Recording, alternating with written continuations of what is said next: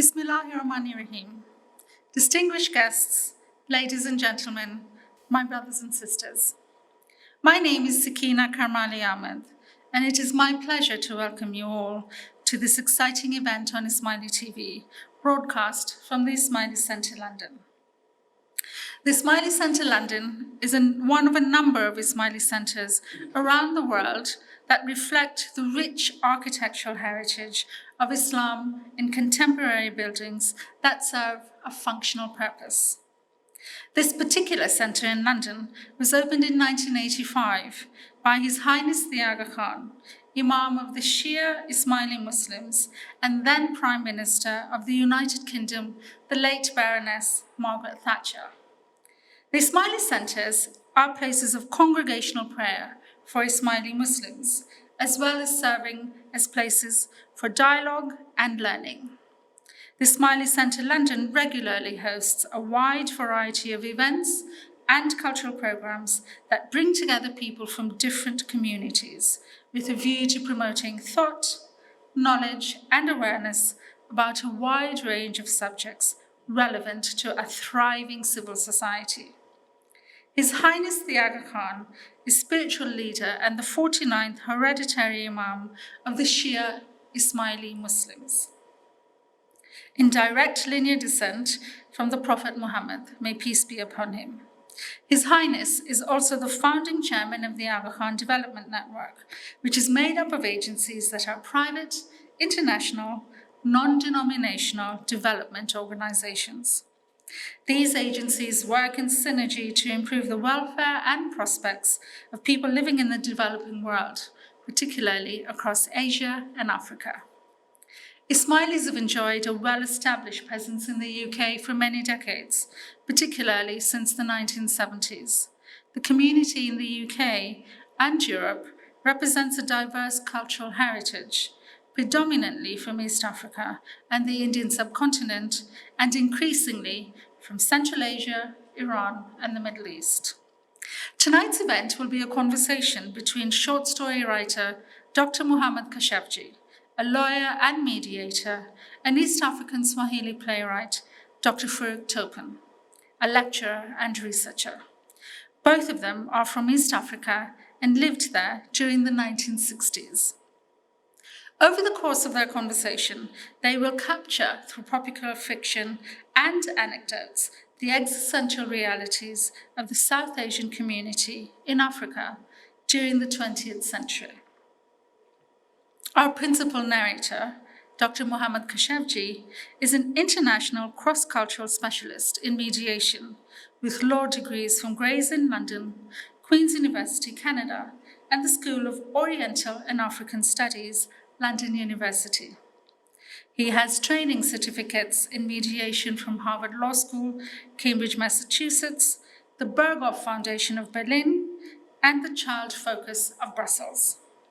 A diasporic Indian, Dr. Keshavjee is a keen observer of diasporic dynamics, feeling at home away from home. His book, Diasporic Distractions, a collection of short stories, captures the essence of a diasporic reality, as well as the type of dexterity required by minorities to survive in diasporic settings. In conversation with him will be Dr. Farouk Topan. In a career spanning decades, Dr. Topan has served in various capacities in the Ismaili community and Imamat institutions. As an academic, he has taught at the universities of Dar es Salaam, Nairobi, Riyadh, SOAS at the University of London, and currently the Aga Khan University's Institute for the Study of Muslim Civilizations here in London, where we were colleagues. It is now my pleasure to invite Dr. Keshavjee and Dr. Topan to begin their conversation. Thank you, Sakina.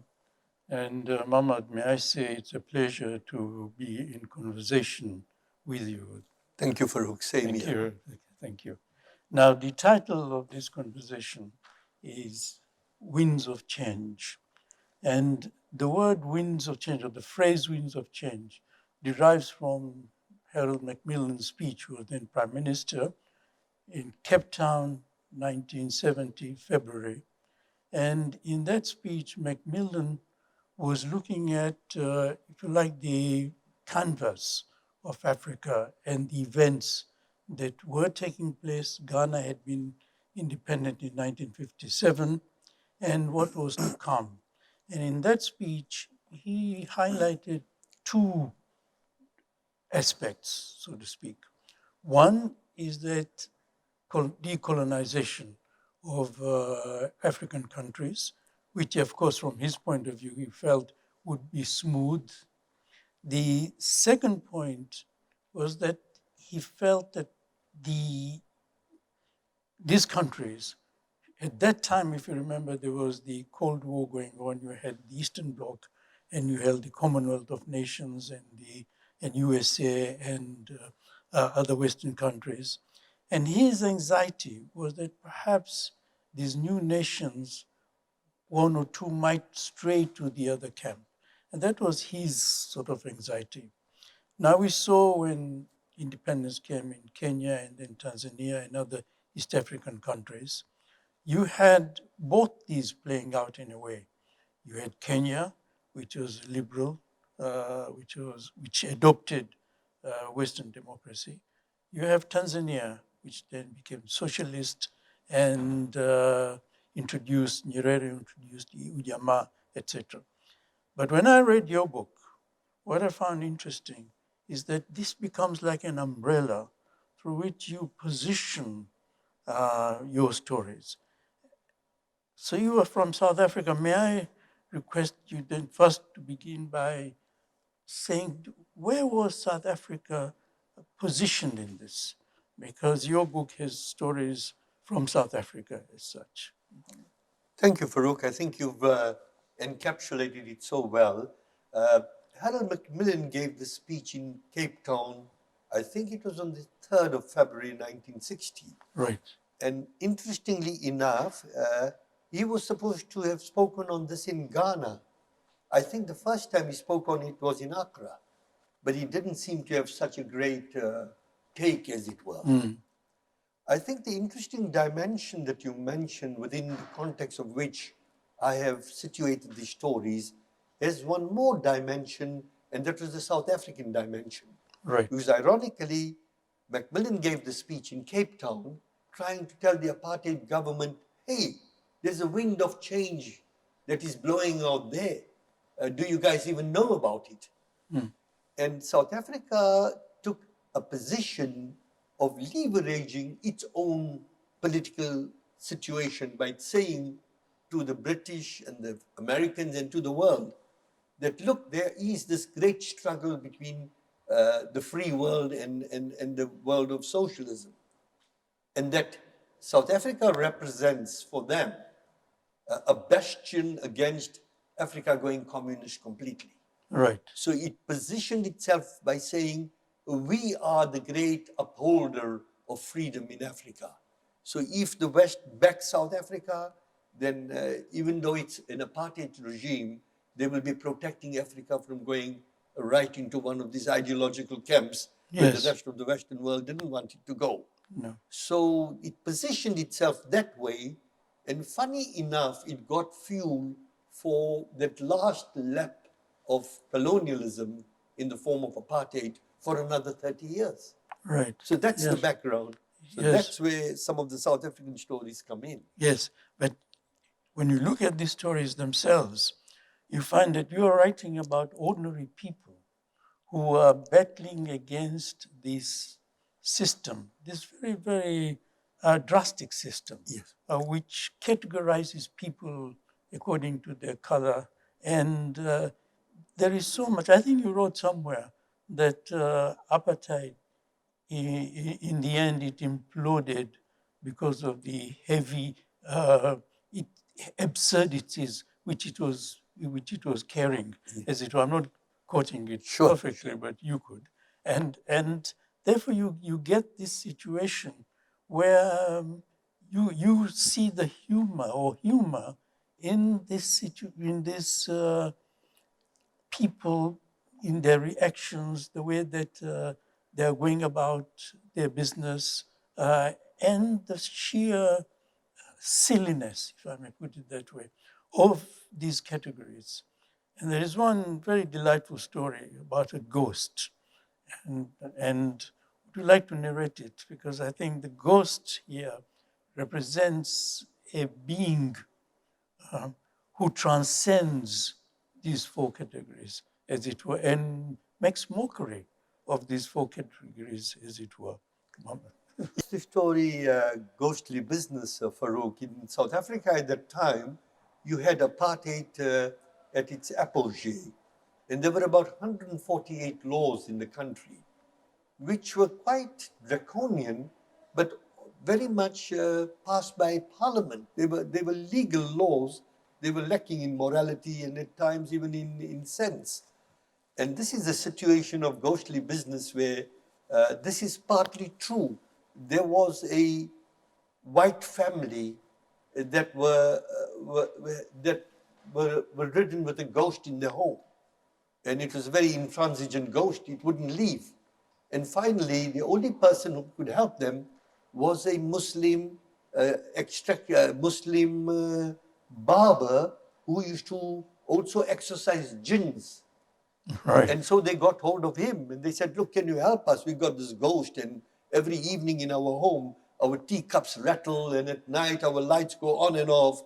And this was before the time of Internet of Things. So there must have been some other intervention. And so they called on him and they said, look, could you come to our home and try and do something? And he took all his paraphernalia along and went to their home and said something, some mantra, and got the ghost out. But he was a charlatan, wasn't he? I wouldn't say he was a charlatan, but he was a man who did a lot of things. You know, the Okay. barbers in South Africa, I don't know about, if you know about the Indian background in South Africa, your barber was a person who gave you a haircut. He was also the official circumciser. Right. He'd also come to weddings and sing. All right. And if he was a cook, he'd make biryani for you. Multitasking. Multitask person. And this particular barber was called upon to do this extraction of ghosts. Now, to that point, the story is real. This did happen. But then my story confabulates that the government now gets worried that this particular barber is working in a white house for a white family and extracting a ghost.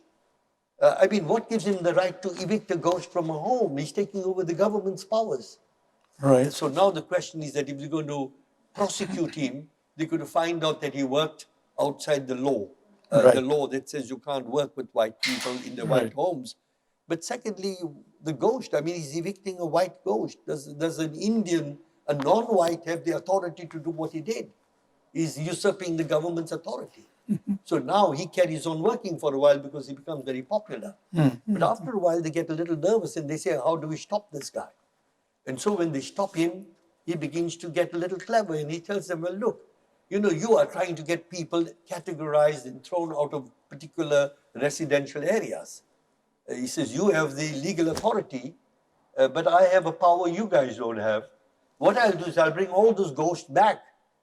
I've got one ghost out of one home, and I'm going to park him somewhere else. But if you guys mess around with me, I'll bring that ghost and put him in a house where you didn't want him. Oh, I see. Right. So right, now right. he's beginning to find ways of wriggling himself out, and they don't know how to handle him. Right. So right, that right. is the story. Now, at the end of the day, when they're going to get rid of him, he says, you can only get rid of me from where I'm working if you give me an equivalent place somewhere else. So now they're wondering how to placate him. And they give him an alternative place, which he's very happy with. He said, I want to continue my trade. I don't want to be affected in my ability to trade. Yes, And I want something similar. And so eventually they give him a piece of land. And when he goes and checks up, it's on a graveyard that's been reclassified as a colored graveyard when it has a lot of white bodies in it. Right. So that sort of is a clincher that plays on the absurdity of a system.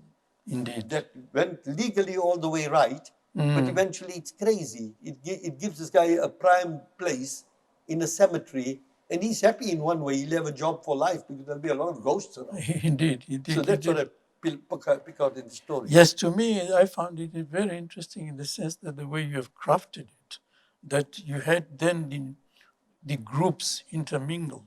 You Yes. had the Asian and the European or the white, and then also you bring in these little phrases which are in Afrikaans in the story, and I find that really innovating, so to speak, because then you find that when you look at these little phrases, not only in Afrikaans, but then in other stories, you have these phrases in Gujarati, and you have phrases in Swahili, and etc. Perhaps we'll come to that. Sure, sure. But let's move from Sure.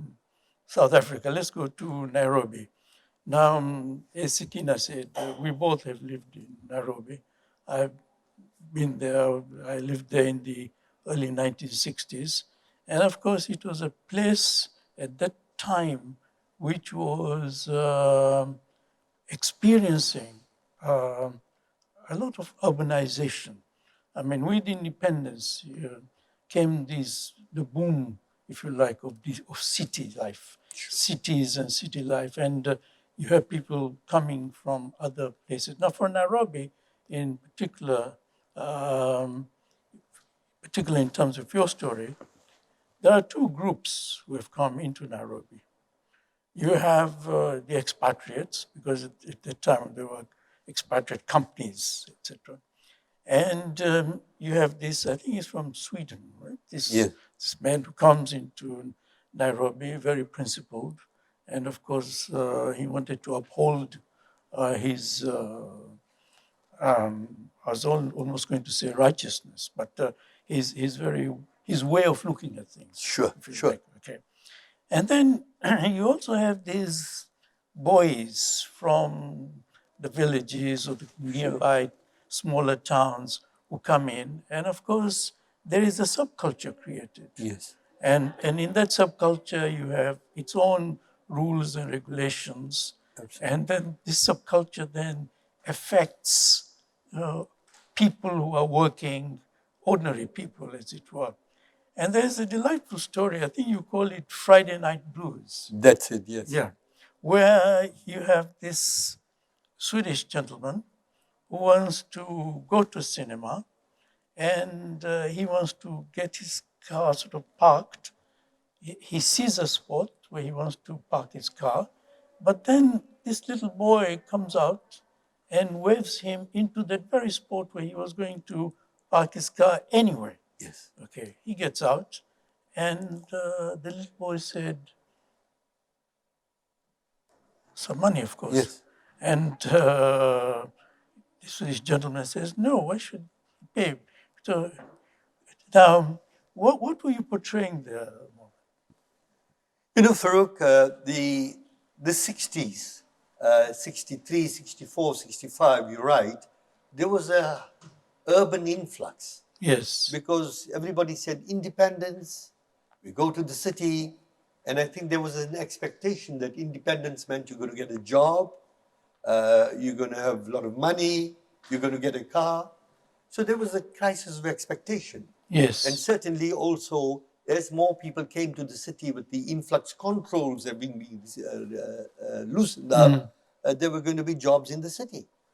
Now, there's a very high rate of unemployment because it was a subsistence agricultural economy. Mm-hmm. Now, when these little boys came into the city, they made their money by looking after your car.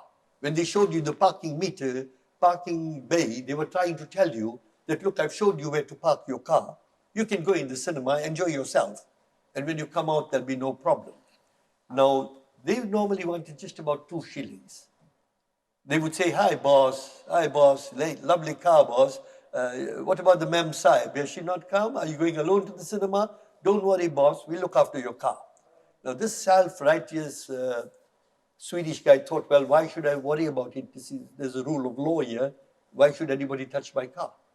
So while he goes in the cinema, these guys take his hubcaps out. Right? So next day, when he comes out, his hubcaps are missing.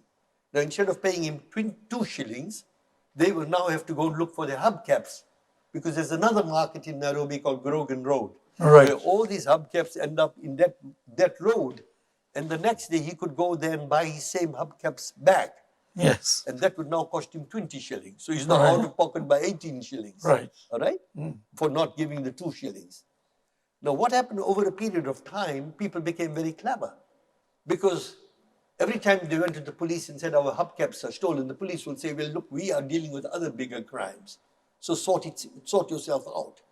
But they say, well, these kids coming and they're asking for something that are not due to them. And the police will say, well, give them 20 shillings if it's worthwhile. You can get your hubcaps protected. Now, over a period of time, The police would say that. the police would intimate that. They Yeah, wouldn't say yeah, it so okay. oftenly, but they'd sort of say it rhetorically.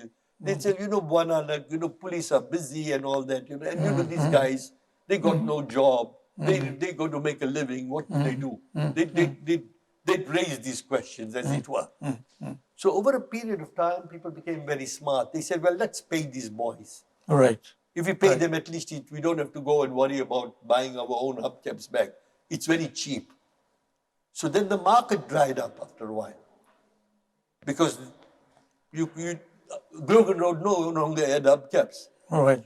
But this guy still decided he was not going to pay them. So his hubcaps got stolen and he eventually ended up in Grogan Road. Now when he went to Grogan Road, he meets another guy there. And the other guy is sitting near the river and says, hi, boss, what happened? He said, oh, my hubcaps got stolen. He said, oh, these kids are so terrible. He says, sit down, boss, just sit down. He says, yeah, have a cold drink, it's hot now. Sit down, I'm going to sort you out. So he sits down, he's drinking his Fanta cold drink, it's hot. This chappie then sorts his hubcaps out. He goes and he does something for him. So the guy comes, he pays about 40 shillings to the guy, or 20 shillings or whatever it was. He drives back home, 20 miles away in a suburb where he's staying. And when he goes there, he tells his wife what he did. He got the hubcaps. And his wife goes and looks on the other side of the car and said, but they're missing on this side. So apparently that guy took the hubcaps out from this side of the car and put it on that side of the car. Oh, I see. And he paid the money. So he not only bought his own hubcaps back, he didn't buy his own hubcaps back, but he got the 2 on this side, moved on that side. So that shows that this was the survival techniques used at an informal sector at the one level, plus the expatriates who came into the country who didn't understand this dynamic of survival.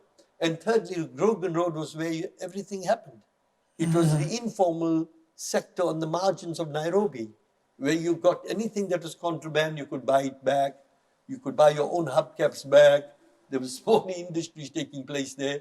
If you had a small accident, you went to Grogan Road, somebody would pedal beat the car for you for 30, 40 shillings and probably use a new type of paint that didn't really totally coordinate with this side of your car. But you got everything done there. Yes. So it was capturing urbanization, capturing end of colonialism era, people looking for work, the informal sector of the economy, and all being done in this place called Grogan Road, which is named after Colonel Grogan. I was going to ask that this man, Grogan, Ewart Grogan. Yeah, Ewart right? Scott Grogan was a character. Colonel Grogan was a man who told his future father-in-law thought he was not worth his daughter's hand. So Grogan proved to him that he was a great man, and he's reputed to have walked from Cape to Cairo. He went all the way. Yes, And he was also, I think, at the turn of the century, killed somebody. And under the British law, he was charged for just common assault and came out of prison in 2 months. Talking about Black Lives Matter, I mean, that really is a question about the turn of the century. Right. Now, Colonel Grogan was a character. He was a colonial character who would come into the city on a zebra and he'd beat people up and all sorts of things that they did in the Imperial Raj days. But he was a character after whom this road was named, appropriately probably. Yes. Today, I believe it's called Kijabe Road. So if you go to Nairobi, you'll probably still be able to buy your hubcaps back. Yes. But it wouldn't be in Grogan Road anymore. It will be in Kijabe Road. Right. Yeah, I think he died in 1967. Was that? Yes, must have been quite It would have been very interesting to have known his thoughts later because Kenya became independent, of course, in 1963. Yes. So it would have been good to 3-4 years after that. To have known what he thought of, especially the name Grogan Road, which was then changed to Kijabe Road. Keshavjee Road. Now, one of the outcomes of independence was that these new nations, they brought about their own restructuring, if you like. They brought new regulations, new ways of people, let's say, relating to the commercial aspects or relating to industries, etc. And of course, this was done from the point of view of national interest, so that they would, in those days, there was the policy of, if you like, Africanization. Yeah, If you remember. absolutely. Yeah. Yes, so of getting this sort of into the system. And in Nairobi, there was sort of a stratification, a special sort of commercial stratification, if you like, because you had these big companies, which we talked about, with expatriates who come in, and so this sort of the top level, if you like. But you also had middle class Asian shops, the emporiums, the camera shops, etc., etc. And then you had the dukawalas, who had been there, let's say, from way back the 20s or the 30s, and right through the system. That is from the colony times, as it were, of Kenya. And what is interesting in one of your stories, you are bringing this out very well. I think it's called the man who was very careful. Careful, yes. Yes, as a Chunibai. Chunibai, right? Yes. I love that character because the way you describe him first, you see, with his bespectacled sort of his spectacles and all, it was really very appealing. Now, but he was very much how do I describe him? He was very much focused, Yes, if you yes. like. Okay, he was focused on his family and on his trade. Okay, so you have these two things that are very important for him. But he was a jeweler, so he had come from India with skill, and he practiced that skill the same place for year in, year out, year in, year out, year in, year out. Around him, there was the events taking place. You're beginning to get now political consciousness. Okay, and what I found interesting before we come to Chunibai, Mohammed, is that you're talking about a movement, if you like. If not a movement, then at least a group of politicians, Asian politicians, who helped in the awakening, if you like, of African political consciousness. That's true. That's true. Okay. And you talk of Suleiman Virji, that I think he was one of Yes. them. Jiwanji. Yes. Okay. Makan Singh. Makan Singh, that's right. And I found that interesting because today you don't hear of that, Yes. of the contributions made by that group. And you're saying that there was a printing press. They used to. Could you elaborate a little bit on that group? Yes, it's Farouk.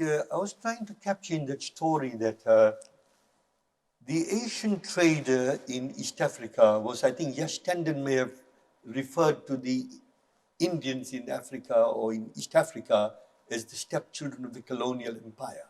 Right. So when right, you had right. the dismantlement taking place, there was a need for reconstruction of society.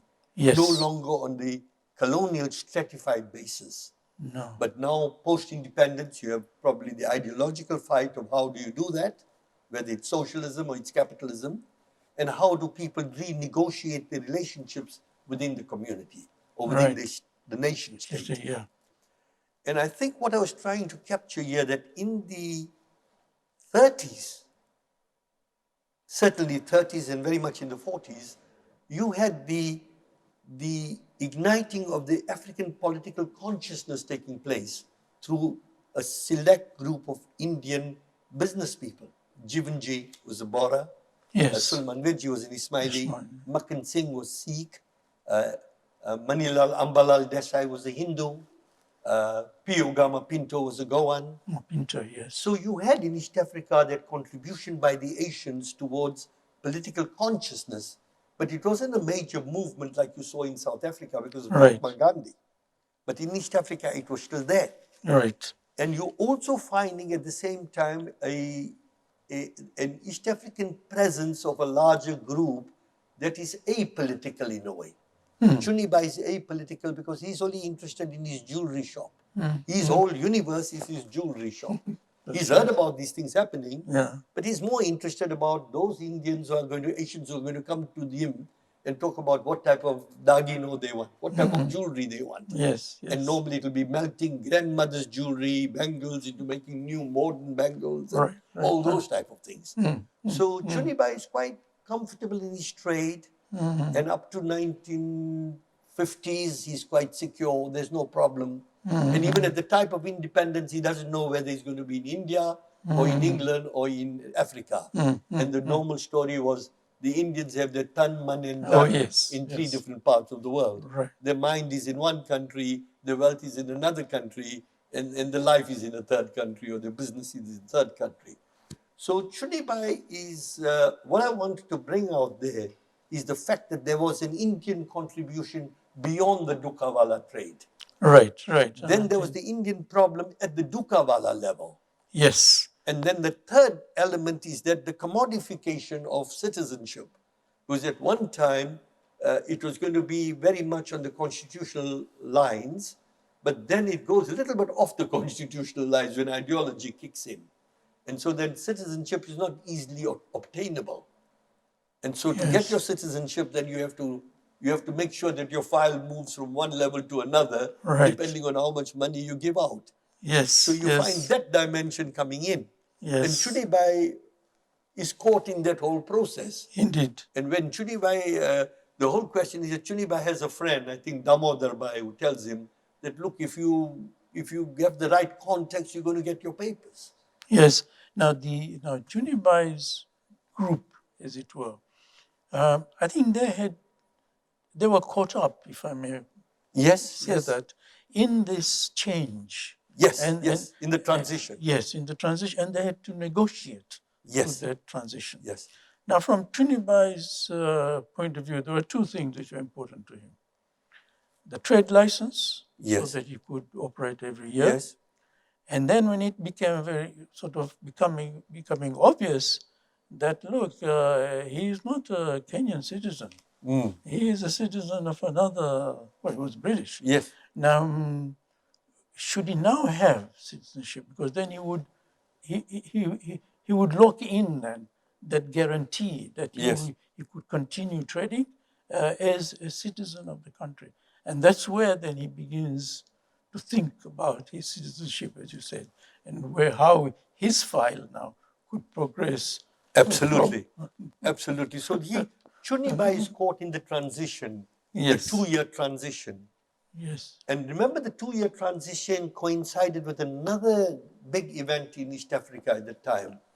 You know, before independence, you had the Congo crisis, 1960. Yes. And that sort of brings the ideological dimension as well into the whole equation in East Africa. Because remember, you had Lumumba, you had Kasavubu and all that. That was in the 1960s, June 1960. And then you have the second Congo crisis in 64, when you had the East African mutinies. So between 63 and 65, there's a 2-year moratorium period within which minorities could apply for citizenship, many of whom didn't at that time. So he's just outside that moratorium. Now things are working out well in East Africa for people to say, well, look, we can remain here and make money in Kenya anyway. And so the situation arises now, how do you move your file forward? At which time the government froze those files.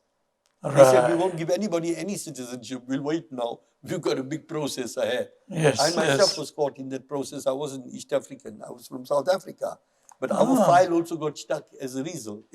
Right, So we right, also right. couldn't get our citizenship. Oh, I see. Everybody was stuck. Right, right. So that is the process in which Chunibai is caught up. That he's not going to India, and he can't even come to Britain, because Britain also then devalues his passports. Right. Right? They said, Yes. no, you got a D passport. You wait in the line. You come in when we call you. So Chunibai is caught within this major governmental regulations, both in East Africa, in Britain, and perhaps India didn't have governmental regulations, but India probably said that, look, you guys solve it out. You know, you people are African Indians. Go sort your own problem out. Britain would say, no, look, your passport is a D passport, you can't come in. And the East African government said, well, look, if you got those passports, go there. You can't remain here. Yes. So Chunibai is caught up in all these probably movements which get played out in its extreme form in the Ugandan expulsion. Indeed. That only comes in 72. That's right. Chunibai is there in the 60s. So now Chunibai is been told that, look, if you can pay at the right level, you're going to get your papers. Yes. And he's a jeweler. So he produces this beautiful jewelry to take to this politician, hoping that the politician will buy some jewelry and also giving me his papers. Yeah. But when Chunibai goes there, and his wife said, let's take 3 sets of jewelry, because his wife may like one of the 3. The wife liked all 3.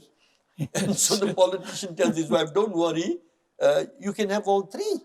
And Chunibai was happy. He thought he had made a major sale, until the politician says, thank you very much for your gift to my wife, at which time Chunibai nearly fell off his chair, that all 3 jewelry is gone.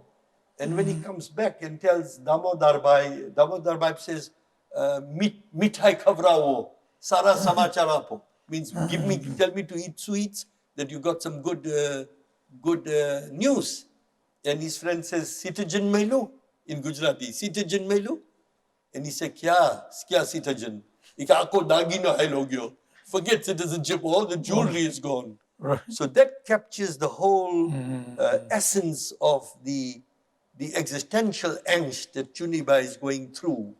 And that's yet he doesn't know whether he's going to get citizenship or not. That uncertainty. Uncertainty. Yes. And I think that will perhaps speak to quite a lot of people who went through that generation. Yes, I think many people will find a resonance, because in one way or another they were caught in that period of time. Indeed, and I think that's really good that that is captured in this. At least there is a record of it of some nature. That's it. That little. And Chunibai still remains there. The interesting part is that now he doesn't leave East Africa. No. He still feels that he's being able to trade.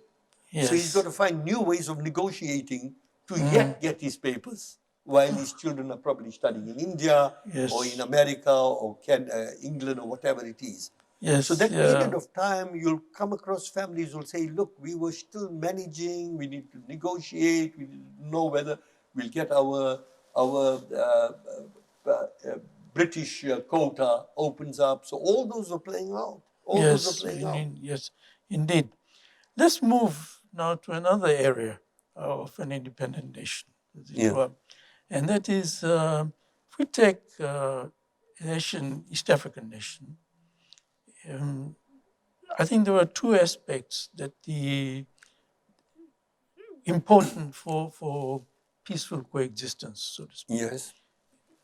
Multi-ethnicity and multiraciality.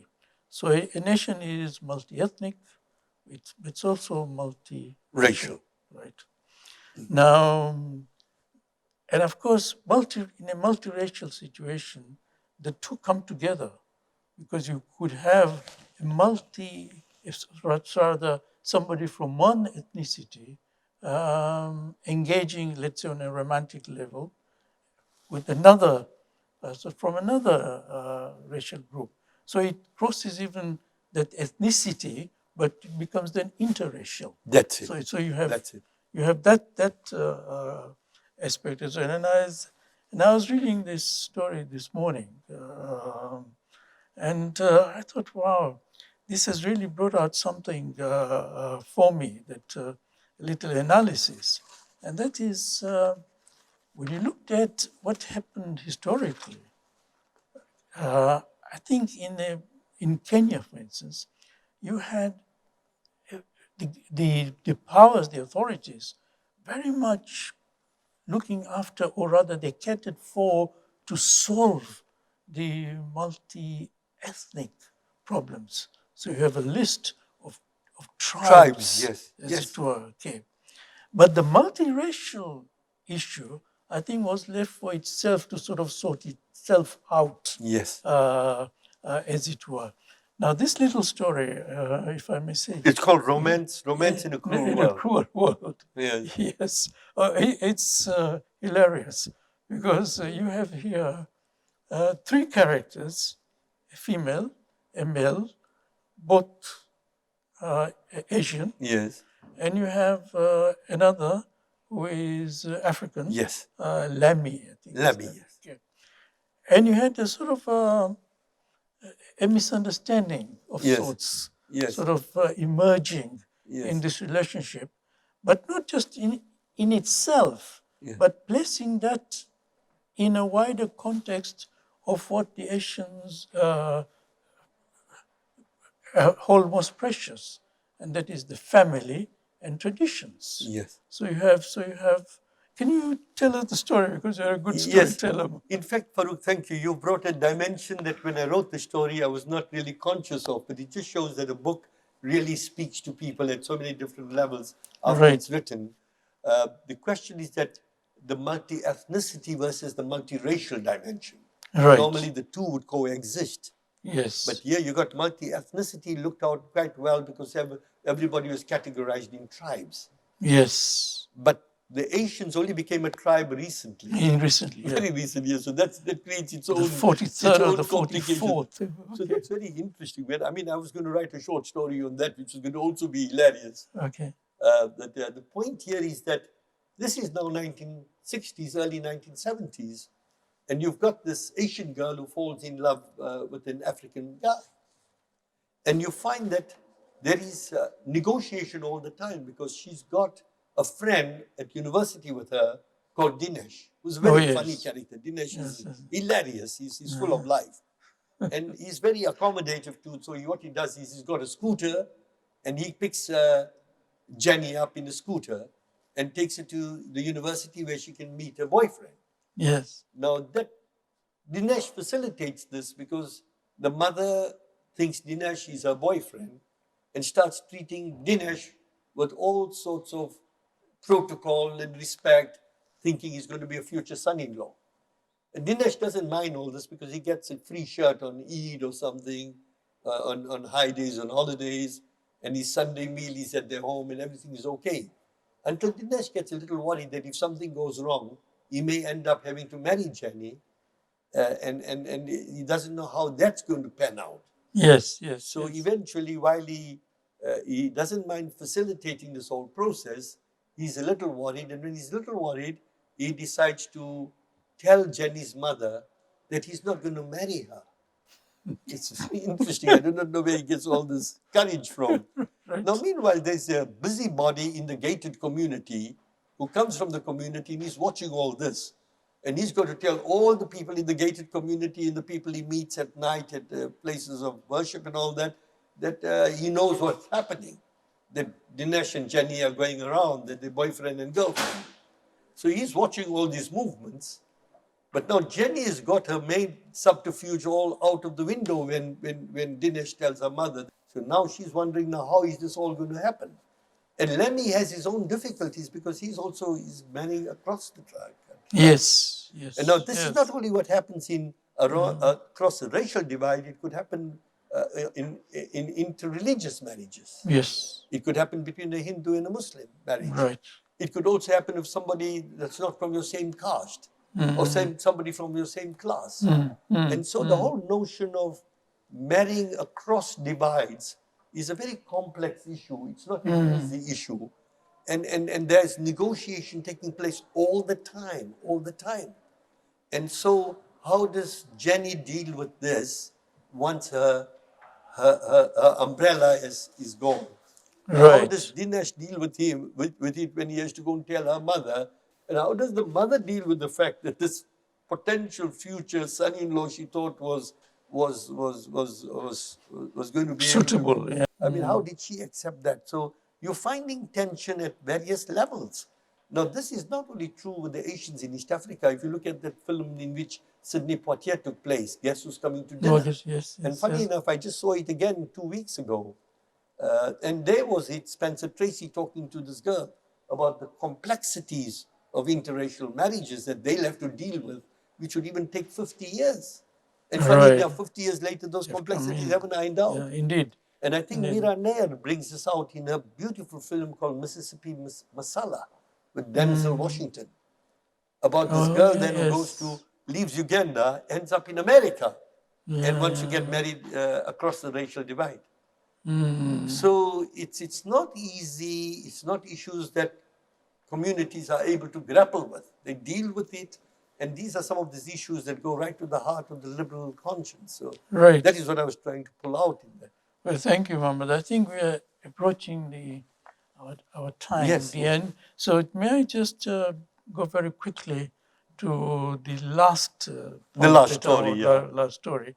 The last story now is really becoming more diasporic. Yes. We are moving away from East Africa, but Asians coming into the West Yes, and yes. other places. And you've got this very extrovert chap called Sam. Yes. Now, obviously, the expat who come out, they require two things to survive: skill, Yes. that is in terms of education or their own way Yeah. of doing things vocationally, and you also have your own personality. Yes. How do you project yourself? Okay, Yes. how do you, like our the other characters we've met, how do they think on their feet, Yes. as it were, Yes. because you're in a new place. And I think this is very much characterized in this character, in this man, Yeah. Sam, Yeah. because he starts looking at things rather differently, Yeah. and even changing them, the labels of things, including Yes. his own Yes. jobs, his friends' jobs. Yes. He changes for them as well, and say, "Come on, sell yourself." That's his Yes. paradigm, as it was. So very briefly, if you want to talk about Sam. And Yeah. then Sam is a character now, and there is a real character called Sam. yeah. And the interesting thing, though the book is fictionalized, it's an interesting dimension in the Asians' resettlement in what I would call the second diaspora. So they now left India to come to Africa, and now they're going from Africa to the West. So this is something, again, that will resonate with so many people, interestingly enough, including myself. Because here, arriving in Canada, and they do things differently. In Canada, even if you're going to polish somebody's boots, you're going to go through Canadian experience. So the first week you arrive there, and you say, I'm a shoe polisher, and they'll say, have you got any Canadian experience? And nobody knew what that meant. It just meant that you had to have polished shoes in Canada before you can get a job. So all these guys got whatever type of job. So a guy who was cleaning windows in a shop, you ask him, what are you doing? And he'll say, I'm a vision enhancement facilitator. Right. And the chap who's pasting labels on computer packages would say, well, I'm a project destination coordinator. Right. And chap who's filling fuel in a petrol station minus 40, if you met him, you say, what are you doing? He says, I'm in fuel transmission. Yes. Now, why did they say all these things? It's because if they were doing those jobs and they wanted a job at a higher level, and you told somebody, well, look, I'm looking for a job and I'm pumping gas, the chap says, nobody's going to even talk to you. Right. But the moment he starts saying, I'm in the fuel transmission business, somebody will say, well, come and see us tomorrow. Come and tell us what you're doing. So like this, they sort of big themselves up and get into the second and third and fourth level. Right. So this is how, interestingly enough, by using these labels, which were non-existent at that time, and exaggerated what they thought they were doing, many diasporic people actually got into those type of jobs. They actually got into those type of jobs. Right. And Sam is the guy who kept on telling them that don't undersell yourself. Big yourself up. Because if you big yourself up, then you'll get an interview. And when you get to the interview, don't immediately go for it. Yes. Say you're busy, say you're very, very busy, you can't make it now. You don't even know whether you can make it in the next 2 weeks. Yes, indeed. So yes. eventually you get yourself into the higher and the second. And an interesting thing in the end is they became what they said they were not. Many people, diasporic people, actually became holding those big labels and doing the jobs. Right, And that's what right. SAM stands for. That's what the story stands for. I think in that there is also foresight, there is vision, and I think we need to wrap it up. So there are, Mohammed, I just want to say two things before I hand it over to Sikina, and that is one is that this book is really, as I said earlier, a record of a process that had gone on in East Africa for Asians historically, and it's good. It is recorded fictionally, but there's a lot of truth in that, and I think that's. Secondly, it is good to know now that the Asian chapter is being written of East Africa. We have four sources for this. One, now you're beginning to get people who had gone from East Africa to other places who are now writing their memoirs. Sure. Okay, and I think that's so useful. Secondly, you have the younger generation who are curious about where their forefathers come from, or fathers come from in this sense.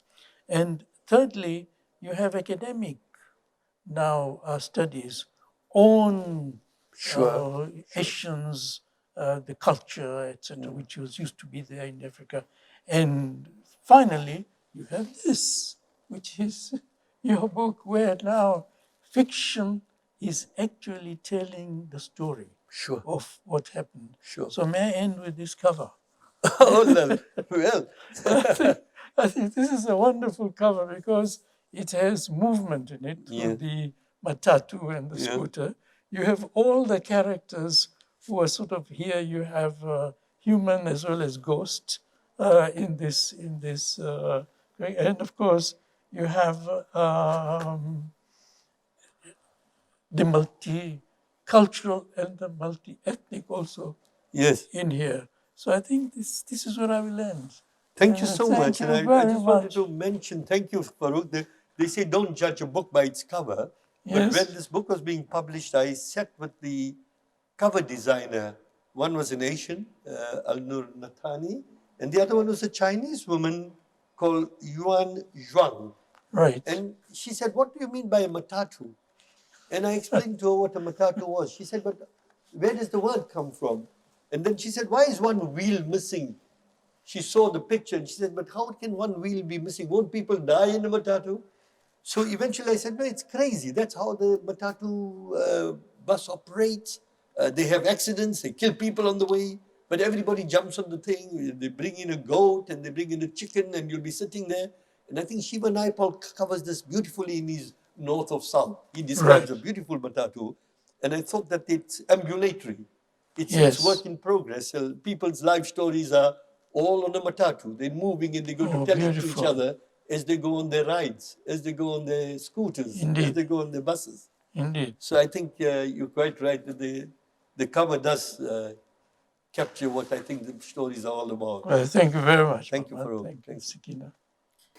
Dr. Keshavjee, Dr. Topan, thank you for an entertaining, humorous, and eye-opening conversation. These stories are heartwarming and certainly very meaningful to those amongst us whose families have come from Africa and who lived through difficult and uncertain times. In fact, as a writer myself of a historical fiction novel entitled A House by the Sea, about the Asian community in East Africa, I can attest firsthand to the realities of carrying multiple identities, not just as Asians in Africa, but also as newly emerging cosmopolitan communities. We look forward to welcoming you both again to the Ismaili Centre, London, in the not-too-distant future. I'm sure everyone would love to read Dr. Keshavjee's book entitled Diasporic Distractions, New Faces in New Places, which is available from Silverfish Books in Malaysia. Today's event would not be possible without our wonderful volunteers, who are exemplars of our shared community values.